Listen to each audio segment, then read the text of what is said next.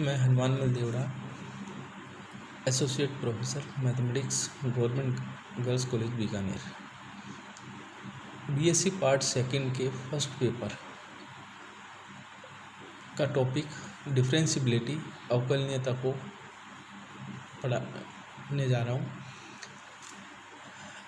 पहले ये आता है कि अवकलज क्या है या अवकलनीयता क्या है। तो माना एक कोई सिंगल वैल्यूड फंक्शन या एक मानीय फलन एफ अंत क्लोज इंटरवल ए बी में परिभाषित है तथा इसमें कोई ऐसा बिंदु सी विद्यमान हो तो फलन x बराबर सी पर अवकलनीय कहलाता है। यदि limit x tends to C F x minus F C बटा x minus c x not equal to c, ये एक नंबर की क्वेश्चन है। इसकी वैल्यू अगर फाइनाइट होगी तो ये फलन f का बिंदु x बराबर सी पर अवकलज कहलाता है और इसे एफ डैश सी द्वारा व्यक्त कहते हैं। इसका अनदर फॉर्म ये भी है, अगर अपने को x बराबर एक्स माइनस एक्स बराबर सी प्लस एच रखें तो limit H tends to 0 F C plus H minus F C बटा एच। यह दो प्रकार की होती है, एक तो होती है राइट हैंड डेरिवेटिव और एक होता है लेफ्ट हैंड डेरिवेटिव। अब राइट हैंड डेरिवेटिव को शॉर्ट में आर एच डी कहते हैं, तो इसको अपने एफ डैश सी प्लस 0 से डिफाइन करते हैं और limit H tends to 0 F C plus H minus F C बटा एच एच ग्रेटर देन 0। अगर लेफ्ट हैंड लिमिट आपको करनी है तो इसको एल एच डी कहते हैं, तो F dash of C minus 0 limit H tends to 0 F C minus F C बटा एच एच ग्रेटर देन 0। यदि फलन F at the point of X बराबर सी पर अवकलनीय होता है तो लेफ्ट हैंड डेरिवेटिव और राइट हैंड डेरिवेटिव दोनों का मान समान होगा। अगर ये दोनों मान समान नहीं है तो वो फलन अवकलनीय नहीं होगा। अब इसमें आते हैं कि अपने जो अवकलनीयता के उदाहरण लिखिए। तो जैसे मैंने लिखा है अचर फलन है वो अवकलनीय फलन होता है, तत्समक फलन है, त्रिकोणमितीय फलन में साइन एक्स लिया है, कॉस एक्स भी होता है, ई की पावर एक्स भी होता है और लॉग एक्स भी होता है। ये सारे के सारे फलन आपके अवकलनीय फलन के उदाहरण हैं।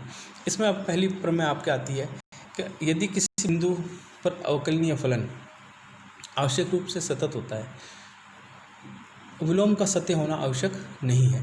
मतलब जो फलन अवकलनीय है वो सतत होगा और सतत है वो अवकलनीय होना आवश्यक नहीं है। ये इस प्रमेय में अपने को सिद्ध करना है। तो हम पहले लेंगे कि ये फलन अवकलनीय है और हम सिद्ध करेंगे कि ये फलन उसी अंतराल में सतत होगा। तो माना फलन f close interval A B में अवकलनीयता की परिभाषा के अनुसार जो आपने अभी बताई है, F dash C equal to limit x tends to C F x minus F C बटा एक्स माइनस सी एक परिमित राशि प्राप्त है। तो इसमें अपने को क्या करना है, ये इसको एक नंबर माना। अब एफ एक्स बराबर limit x tends to C F x बराबर एफ सी अपने लिमिट की परिभाषा पड़ी है, तो F x minus F C का कोफिशिएंट लेंगे और उसमें एक्स माइनस सी का मल्टीप्लाई और एक्स माइनस सी का अपने को डिवीजन करेंगे। X not equal to c लिया, दोनों तरफ limit x tends to c लगाएंगे तो limit x tends to C F x minus F C equal to limit x tends to C F x minus F C बटा x minus c dot x minus c. अब अपने को पता है ये जो पार्ट है इसका फर्स्ट पार्ट है राइट हैंड साइड का, वो आपके समीकरण नंबर 1 से देखो किसकी है, अवकलनीय की परिभाषा से है। तो इसको लिख दिया एफ डैश सी और limit x tends to c x minus c में करेंगे तो एक्स बराबर सी रखेंगे तो सी माइनस सी, तो टोटल वैल्यू होगी 0। तो आपका एफ डैश सी इंटू 0, तो limit x tends to C F x minus F C equal to 0। अब दोनों तरफ लिमिट की प्रॉपर्टी लगा देते हैं, तो limit x tends to C F x बराबर limit x tends to C f C equal to 0। अब एक्स टेंड्स टू सी पर कांस्टेंट है तो आपका क्या हो गया, limit x tends to C F x बराबर एफ सी, जो कि किसकी है, लिमिट की परिभाषा है, अर्थात फलन F at the point of X बराबर सी पर कंटिन्यूस फंक्शन है। अब इसका अपने लेंगे विलोम। यदि फलन एक्स बराबर सी पर सतत है तो उसी बिंदु पर अवकलनीय होना आवश्यक नहीं है, एक उदाहरण द्वारा स्पष्ट किया जा सकता है। यही आपको पेपर में भी क्वेश्चन पूछा जा सकता है कि एक ऐसा उदाहरण लिखिए जो फलन सतत है पर अवकलनीय नहीं है। तो हमेशा ध्यान रखना है आपको कि मापांक फलन का जो भी सवाल आएगा वो कभी भी अपना अवकलनीय नहीं होता है, क्योंकि मापांक फलन का अवकलन का कोई भी फॉर्मूला भी नहीं है, ना आप अभी तक दिखाया गया है। तो हमने लिया जैसे F X equal to modulus function of X for ever x belongs to R, X बराबर 0 पर सतत है परंतु किंतु अवकलनीय नहीं है।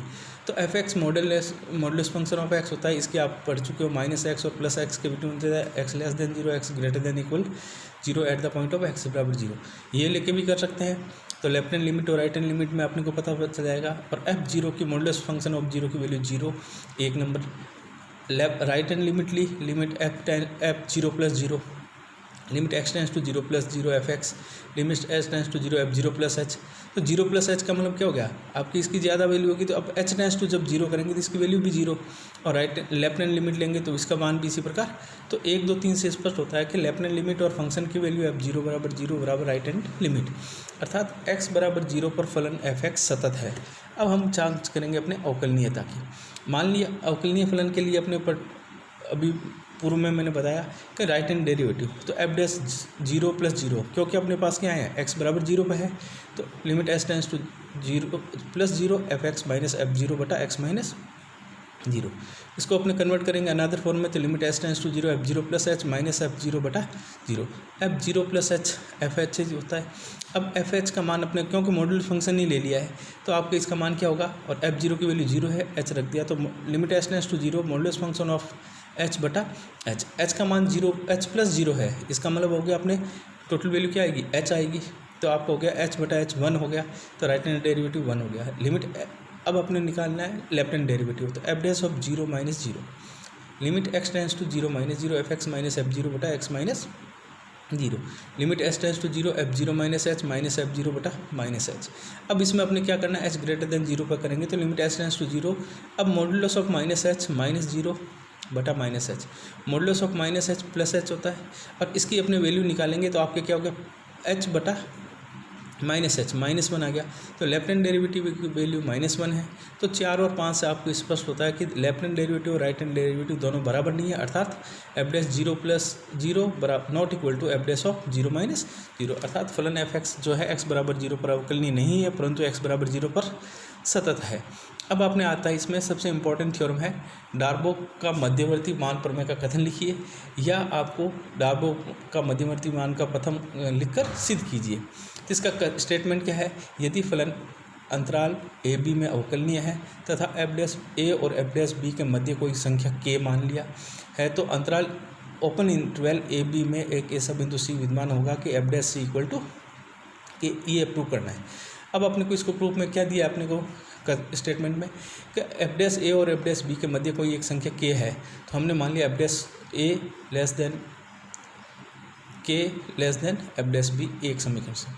अब अपने को करना है कि क्लोज इंटरवल ए बी में g इस प्रकार फलन परिभाषित है करने पर, तो एक नया फंक्शन अपने g लेंगे। g क्या है, F x minus K X for ever x belongs to A B, इसको नंबर 2 लेंगे।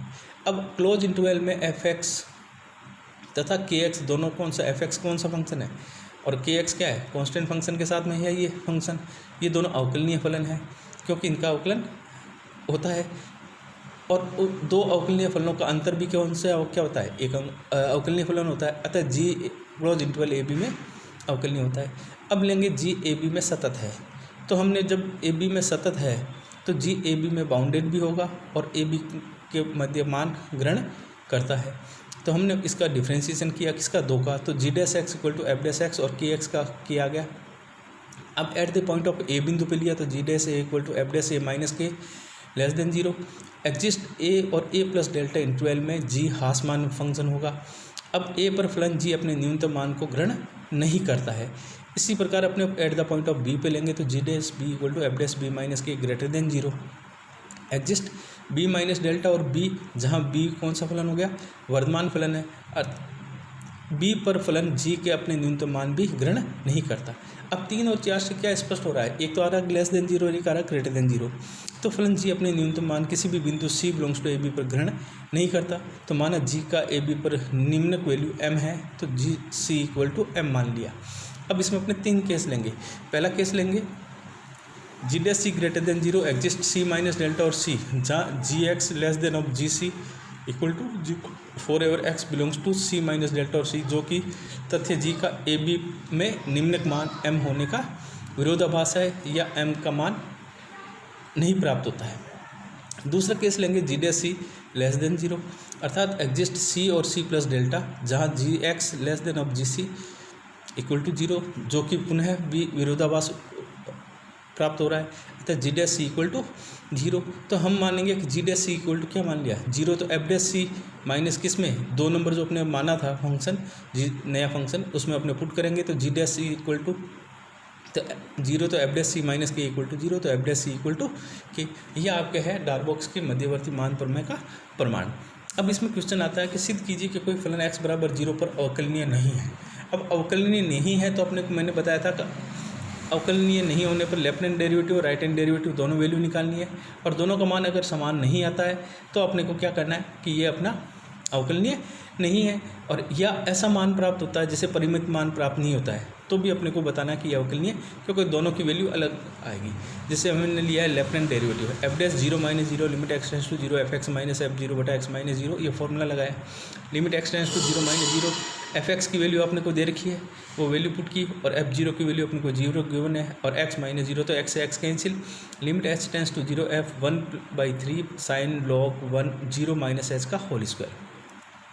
अब हमें पता है कि जो कि विद्यमान नहीं है, क्योंकि h टेंस टू जीरो करने पर log h स्क्वायर का मान इन्फिनिटी होता है, और sine of log h square का मान साइन ऑफ थीटा का मान -1 और +1 के मध्य दोलन करता है, जो कि एक फाइनाइट मान नहीं होता है। अतः इसका मान क्या हुआ, डज नॉट एग्जिस्ट, या परिमित मान नहीं है। इसी प्रकार राइट हैंड डेरिवेटिव निकालेंगे तो भी आपके परिमित मान प्राप्त नहीं होगा, और कौन सा मान होगा, वही वापस दोलनीय मान होगा।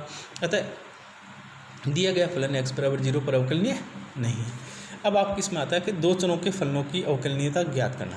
तो दो चरों के, क्योंकि पेपर में आपका क्या है, ये जो पढ़ा हुआ ये तो आपके पिछली क्लासेज का है।